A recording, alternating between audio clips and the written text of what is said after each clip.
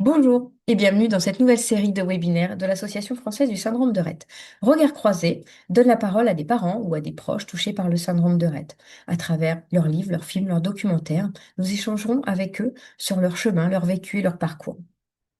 Dans cette première édition, nous recevons Audrey Guyon, qui a fait paraître il y a quelques mois le livre Éléanore. Donc aujourd'hui, nous avons le plaisir d'accueillir Audrey Guyon, qui est la maman d'Éléanore et qui est photographe. Audrey a, entre autres, fait paraître un livre il y a quelques mois. Elle va nous partager son histoire, son projet et ce qu'elle souhaite transmettre à travers ce travail. Donc, bonjour Audrey. Bonjour, Audrey aussi. Je montre, j'ai flouté mon écran, mais je montre le livre Éléanore que tu as Ouais, fait paraître il y a quelques mois tout juste et que j'ai eu le plaisir de lire et au-delà de lire, de le dévorer parce que je l'ai lu en 2 soirs. Je l'avais terminé, j'ai beaucoup aimé et j'avais hâte de le recevoir. Est-ce que tu peux te présenter rapidement et nous expliquer, nous parler de ton parcours personnel avec le syndrome de Rett? donc je m'appelle Audrey Guillon, je suis photographe, professionnelle depuis 2008. Je viens tout juste de fêter mes 17 ans d'ailleurs, et donc je suis maman, entre autres, d'Éléanore, qui a 13 ans et qui a le syndrome de Rett. Moi j'avais commencé à faire des photos d'Éléanore, dans un premier temps. En fait, Éléanore, au début, avait un diagnostic d'autisme. Donc, j'avais beaucoup de mal en fait à dépasser cette étiquette, et ça me faisait beaucoup de mal aussi de ne voir que ça. Et donc j'ai commencé à utiliser la photographie pour l'observer, pour que ce soit un peu un médiateur entre elle et moi, et apprendre un peu mieux à la comprendre et à la connaître. Et puis en fait, ça a duré comme ça toutes les années qu'on suivit, après le syndrome de Rett, etc., etc. Et j'ai toujours continué de documenter sa vie. Parce que aussi j'estimais qu'elle avait le droit d'avoir des photos de son histoire, comme tout le monde, même si c'était différent des autres, quoi. Oui. Et donc, comment est né ce projet? Parce que c'est pas ton premier projet de photo autour du syndrome de Rett. Il faut quand même rappeler que tu as déjà publié une première exposition sur la gastrostomie. Oui, c'est vrai, ça a commencé comme ça. Ça a commencé, j'ai commencé vraiment à montrer des photos d'Éléanore quand elle s'est faite opérer pour la pose d'une gastrostomie. Ça a été un peu un déclic aussi, ce reportage-là, où je me suis rendu compte, enfin, les retours que j'en avais, c'était que je donnais une voix aussi à Éléanore, que j'étais l'interprète de ses émotions. Et ça, pour le coup, j'en avais pas conscience au début, parce que pour moi, c'était très égoïste au début. C'était vraiment moi, dépasser mes peurs et exprimer mes émotions. Et finalement, quand j'ai vu les photos, que j'ai commencé à les montrer, on m'a fait comprendre que j'exprimais aussi les siennes, parce qu'on les voyait très bien, ces émotions, et que je lui donnais une voix à travers mes photographies. Donc, en discutant lors d'une formation avec un photographe connu, qui est Olivier Folmy, c'est lui qui m'a aidé à monter cette première exposition, en me disant il faut que tu le montres, il faut que tu en parles. Et donc, il m'a aidé à construire ça. Donc, j'ai commencé par faire cette première exposition.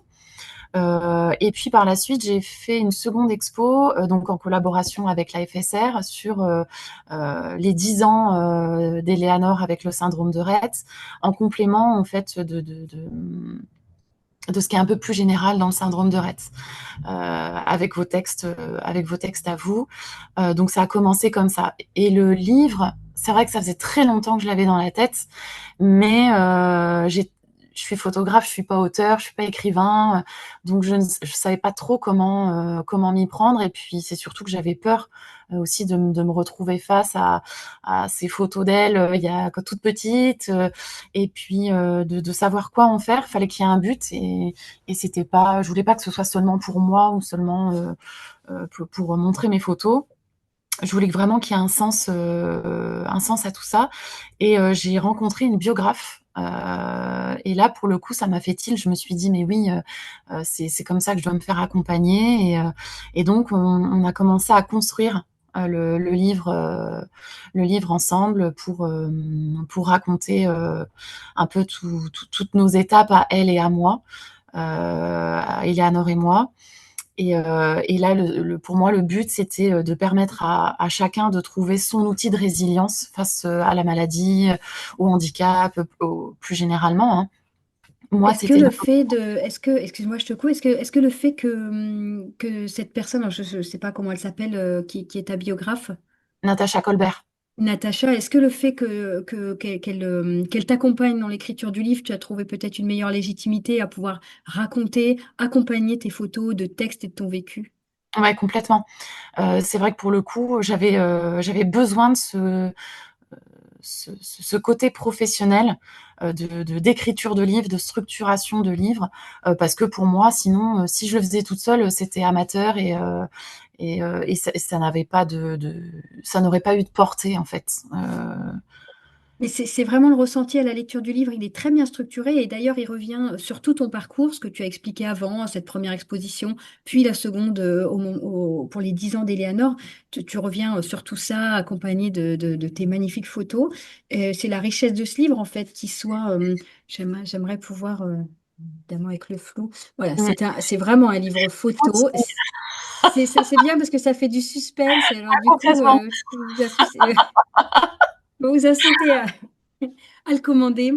Voilà, non, en fait, c'est vrai que c'est un très très joli objet d'abord, c'est un super support, il y a des magnifiques photos et il est très bien structuré parce que il a vraiment un sens logique et il découle de tout ce que tu viens de nous expliquer sur le parcours et la mise en image et sur ton vécu. Mm. Parce que à travers ce livre, à travers cet objet et à travers tes photos, tu livres quelque chose qui est beaucoup plus personnel et qui est beaucoup plus détaillé que par exemple sur l'exposition où Oui, tu avais accompagné chaque photo d'un texte mais très bref. C'était donc pour les 10 ans d'Éléanore, une photo par an globalement avec un petit commentaire sur ton vécu, ce que tu retiens, ce qui a été important pour toi globalement sur cette année, chacune de ces années. Et c'est très bref. Et là, tu accompagnes avec beaucoup plus de détails sur ton vécu, ta façon de vivre avec Eleanor. Qu'est-ce qui était important pour toi de transmettre à travers ce témoignage, de partager ton vécu? Euh, en fait, moi, ce qui m'a beaucoup aidé quand j'ai eu les diagnostics d'Eleanor, ça a été le témoignage d'autres parents qui ont vécu la même chose ou des choses similaires, en tout cas avec leur enfant. Ça m'avait permis de me sentir beaucoup moins seule et de me dire que je peux y arriver, je peux réussir à avancer malgré tout ça, malgré toutes les difficultés. Ça m'avait permis aussi de voir du beau parce que malgré les difficultés que les personnes racontaient, il y avait de très belles choses aussi dans la relation parent-enfant.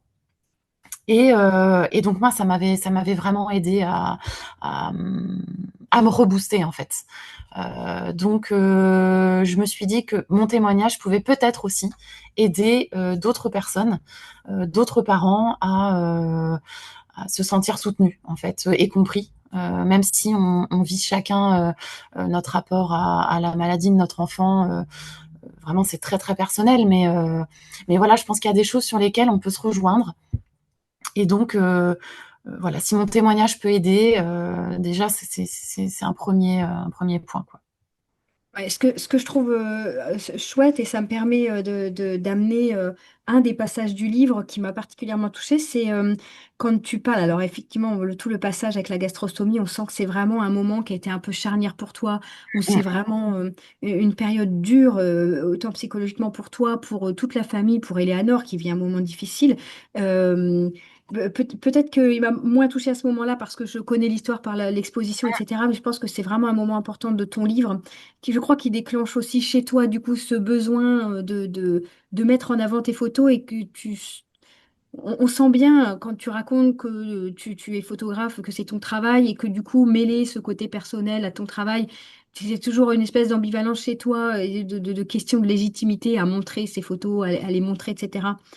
Parce que d'abord, c'est pas toujours facile à vivre et que c'est difficile de les montrer et de t'ouvrir comme ça, parce que je crois qu'il y a quelque chose qui est tellement personnel dans tes photos que du coup, tu as peut-être l'impression que tu t'ouvres voilà, complètement. Ouais, ouais.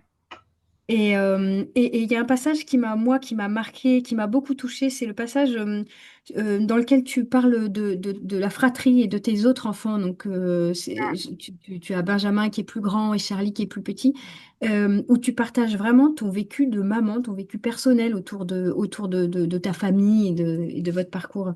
Exactement, ouais, c'est vrai que ce passage-là, j'ai beaucoup hésité aussi à en parler, parce que, je voulais pas, parler ni au nom de Benjamin, ni au nom de Charlie.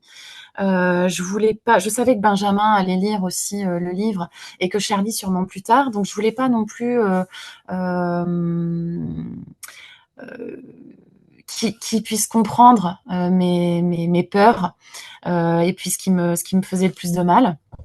Donc, mais bon, j'ai décidé quand même de le faire parce que c'est vraiment un questionnement hyper important pour moi et je pense que je suis pas la seule à le vivre non plus.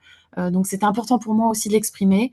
Mais c'est vrai que voilà, cette peur de savoir, tu vois, j'ai même encore du mal à trouver les mots, à me souvenir de ce passage-là, parce que je crois que c'est vraiment un truc qui a été très, très dur et qui a été assez violent à un moment dans ma vie en fait de maman. C'est cette grande peur de que mes enfants aient des regrets dans leur rapport avec Eleanor, parce que c'est une relation qui est quand même difficile. Oui, c'est une relation de connexion qui est pas simple. Donc pour le coup, je me suis dit si un jour Eleanor disparaît, comment ils vont se sentir par rapport à sa disparition? Est-ce qu'ils vont avoir des regrets? Est-ce que, au contraire, ils n'en auront pas? Et puis,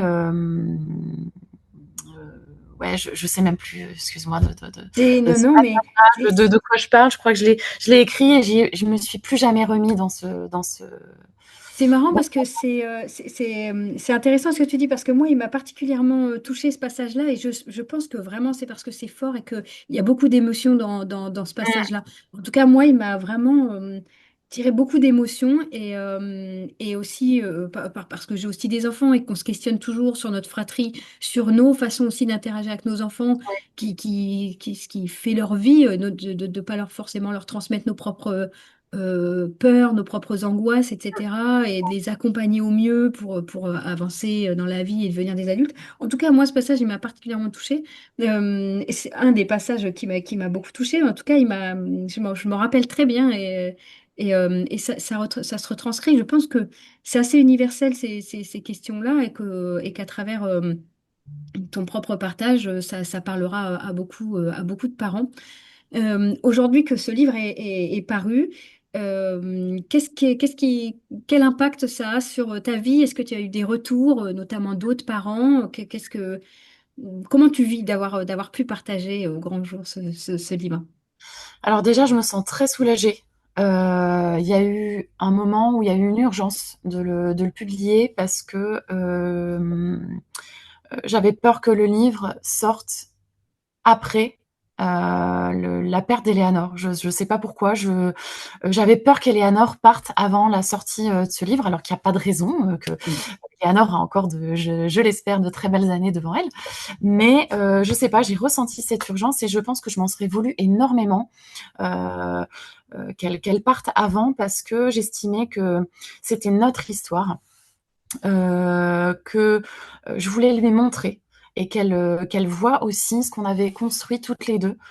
Parce qu'à un moment, je me suis posé la question de savoir si j'étais encore sa maman, si je n'étais pas plus que son aidante. Et je voulais lui montrer que finalement, et me montrer à moi aussi, qu'en fait on avait un vrai lien toutes les deux, qu'on avait une vraie relation mère-fille, qu'elle était complètement différente des autres, mais qu'on avait quand même construit quelque chose de très beau toutes les deux. Donc quand je lui ai montré, elle a tapé sur le livre. Elle voulait pas se voir. Et il a fallu que je lui montre des photos d'elle souriante, que je lui explique que je ne parlais pas que de son syndrome de Rett, et que je lui parlais de plein d'autres choses et que c'était un livre d'amour pour qu'elle retrouve le sourire. Donc à partir de ce moment-là, je lui ai aussi partagé, voilà, combien de livres on avait vendus et les retours que j'en avais qui sont très positifs. Vraiment, je m'attendais pas à avoir des retours si positifs d'ailleurs. Les gens, ont parfaitement compris, ce que j'exprimais, ont très bien accueilli, le livre aussi et d'autres parents, RETS, m'ont dit, justement, se retrouver, et qu'on n'était pas non plus dans le côté patho, de la maladie et cetera et et voilà, j'en suis, vraiment ravie, de ça, quoi. Non, non, ce Écoute, retour. c'est mérité. Ce que je trouve intéressant, c'est que tu on comprend bien ce que tu décris dans le livre. J'aimerais que tu nous en parles un petit peu là sur cet échange. Le lien que tu as créé avec Eleanor par rapport à la photographie, qui est quelque chose qui est ancré en toi, ce besoin de photographier de manière plus large et que tu utilises finalement, que tu as adopté avec Eleanor comme vraiment un vecteur de votre relation à toutes les deux. Mmh.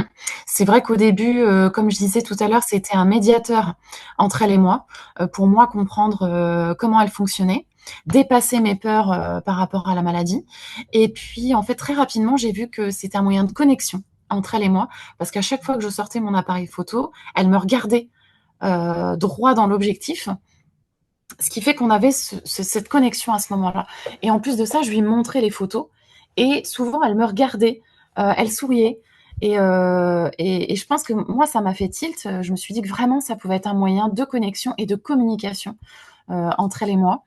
Donc c'était pendant un temps, c'était devenu un jeu. Dès que je sortais mon appareil photo, elle s'arrêtait, elle posait, elle me regardait avec un sourire, l'air de dire: «Je t'ai vu». Et puis, parfois, je le sortais quand j'allais pas bien. J'avais besoin d'exprimer des choses et Léanor aussi me donnait des choses. Je voyais bien qu'elle m'exprimait certaines émotions.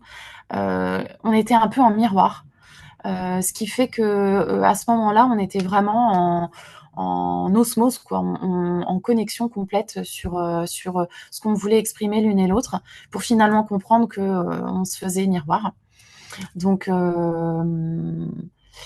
donc voilà, et aujourd'hui, elle comprend toujours. Je fais moins de photos.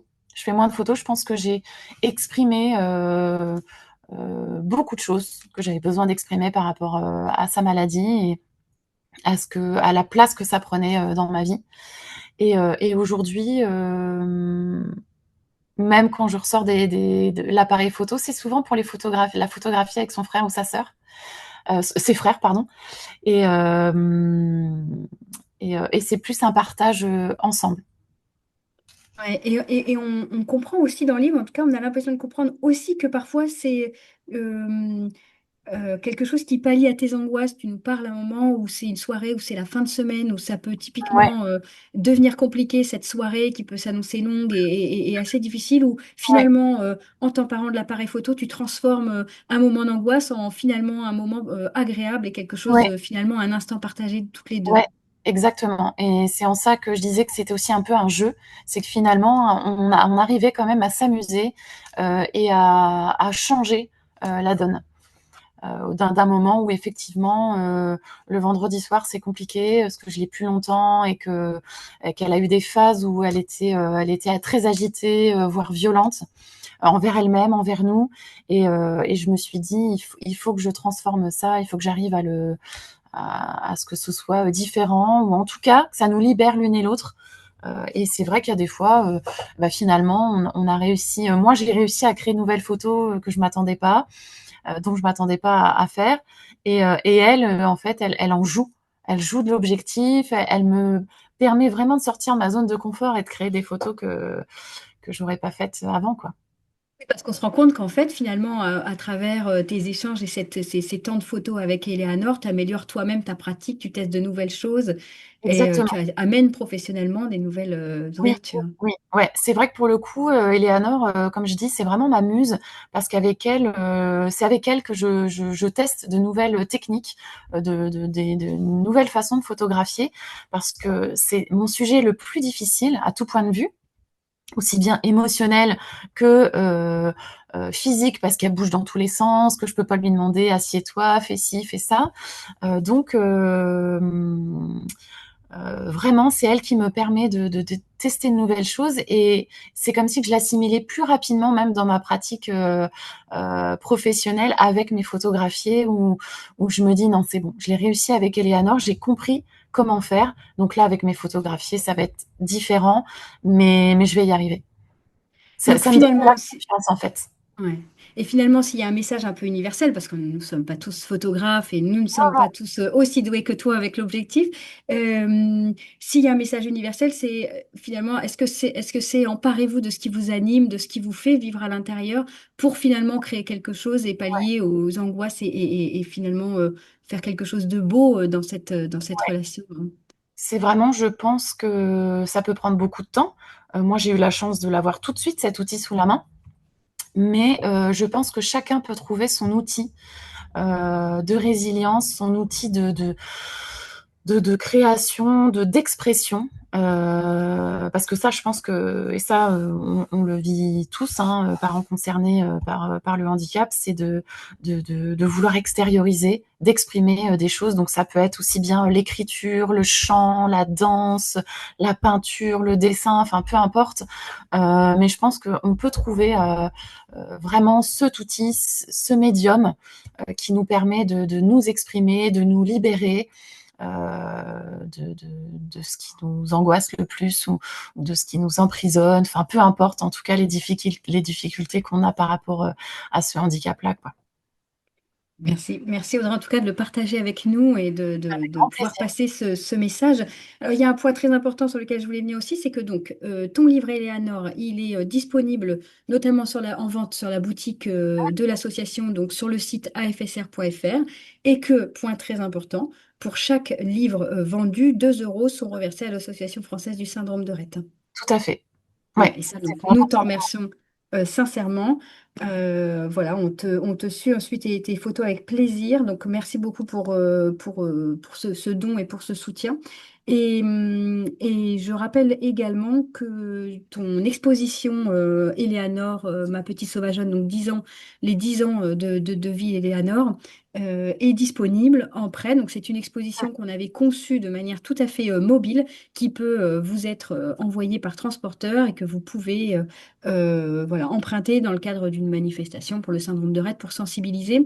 Je tenais à en dire 2 mots parce que c'était quand même un projet qu'on avait initié, en tout cas qu'on avait vraiment fait naître toutes les deux pour l'Association française du syndrome de Rett, je trouve qu'en fait tes photos on sait le regard difficile pour quelqu'un qui n'est pas touché par la maladie, par le syndrome de Rett ou par le polyhandicap, que le regard est difficile et que c'est difficile et on n'a pas toujours les codes et on n'a pas toujours la bonne manière, ou en tout cas on a des angoisses par rapport à ça, de pouvoir regarder, de pouvoir s'intéresser et que tes photos étaient un super vecteur et je l'ai vu en pratique il y a quelques années. Arrête-toi pour courir était reparti, donc c'était en 2022 et on avait fait voyager ton exposition. J'ai fait quelques vernissages, notamment on en avait fait un ensemble à Alençon, j'en avais fait un dans la Somme. Et des personnes qui passaient par là, vraiment grand public, qui ne connaissaient pas le syndrome de Rett, qui ne savaient pas du tout ce qui se passait là, ont été attirées. Et je voyais bien qu'elles ont été tout de suite attirées par tes photos et qu'elles ont été finalement très prises par les commentaires qui accompagnaient chaque photo. Et que c'est vraiment un vecteur, tes photographies sont un vrai vecteur de sensibilisation du grand public qui a un regard beaucoup plus facile qu'en se présentant comme Association française du syndrome de Rett, où ça peut faire peur. Et Ouais, tout donc, à fait. je vous encourage tout à fait à emprunter cette exposition dans le cadre de sensibilisation du syndrome de Rett. Nous sommes le 2 octobre, jour où on enregistre ce webinaire, et c'est le lancement d'Octobre Rett, une nouvelle édition d'Octobre Rett. Alors, je vous encourage à sensibiliser autour de vous et donc à acheter le livre d'Audrey, Éléanore. Il est vraiment magnifique et vous le trouverez en vente voilà, donc sur notre site et puis sur nos manifestations. Voilà. Merci beaucoup Audrey. Est-ce Avec que tu voulais ajouter quelque chose? Je voudrais juste ajouter que le livre, c'est pas un livre triste. C'est vrai il y en a beaucoup. Je sais il y a certaines personnes qui ont peur de l'acheter, qui me le disent. clairement, j'ai peur parce que je pense que je vais pleurer ou j'avoue, j'ai pas très envie de lire ça. Mais c'est pas du tout un livre triste, c'est vraiment un livre. Alors effectivement, on parle du syndrome de Rett, on parle des difficultés. Il y a un aspect qui est très personnel, psychologique, etc. Mais le message est très positif. C'est que vraiment, voilà, on peut créer une relation avec son enfant, on peut créer quelque chose de beau, on peut s'exprimer, on peut en parler, on peut sensibiliser et en fait, c'est qu'une relation d'amour hein, entre ma fille et moi. Donc voilà, ça reste vraiment un livre beau, je pense, en tout cas positif. Voilà, je pense que tu peux. Complètement, Ouais, je peux voilà. confirmer, c'est absolument pas triste. On partageait évidemment ton parcours dans tes moments qui ont été vécus comme difficiles pour toi, on le sent bien, mais à la fois des moments très beaux que tu nous partages et qu'on a plaisir aussi du coup à partager à travers ce livre. Donc vraiment, il y a quelque chose de très beau et de très touchant. Mais effectivement, c'est pas triste et ce qui est très beau dans ce livre, c'est qu'il n'y a pas le côté, tu le disais au départ, et c'est les retours qui t'ont été faits, il n'y a pas de côté pathos que les gens peuvent redouter. Absolument pas, c'est vraiment un très très joli livre et quelque chose de très beau. Bon. Merci en tout cas Audrey. Ah, mais merci à toi et puis à tout bientôt. À bientôt. Alors est-ce que tu as d'autres projets pour le moment? Alors c'est tout frais, le livre vient de sortir, mais est-ce que tu as d'autres projets autour de la photographie à nous partager? Autour de la photographie, non, je continue en fait vraiment d'essayer de sensibiliser le plus possible les institutions, les collectivités à vouloir partager leur message avec des images justes et vraies, à se détacher des bandes d'images où nous, en tant que parents, on se retrouve pas. En tout cas, en tant que personne concernée de près par le handicap, j'aimerais, voilà, vraiment sensibiliser le plus possible tout ce monde-là. Et puis, je suis toujours en recherche de. Ah si, il y a un grand projet, en tout cas que je suis en train de créer avec une autre amie photographe dont son frère est autiste. On est en train de créer un projet sur les aidants familiaux. Voilà. Donc je n'en dis pas plus, mais en tout cas, il est en train de naître en ce moment. On est en train de le créer, donc on espère que l'année prochaine, parce que là pour cette année c'est beaucoup trop court, mais on espère que pour l'année prochaine, il sera créé et que on va sensibiliser encore plus au statut des dents, aussi bien du côté, enfin voilà, nous montrer, mais aussi raconter que c'est difficile d'être aidant familial et que il faut aussi parler de ce côté-là. Très bien. Eh bien, écoute, on va surveiller ça de près et nous ne manquerons pas en tout cas de partager la nouvelle. C'est Merci gentil. beaucoup Audrey. À Merci bientôt. à bientôt.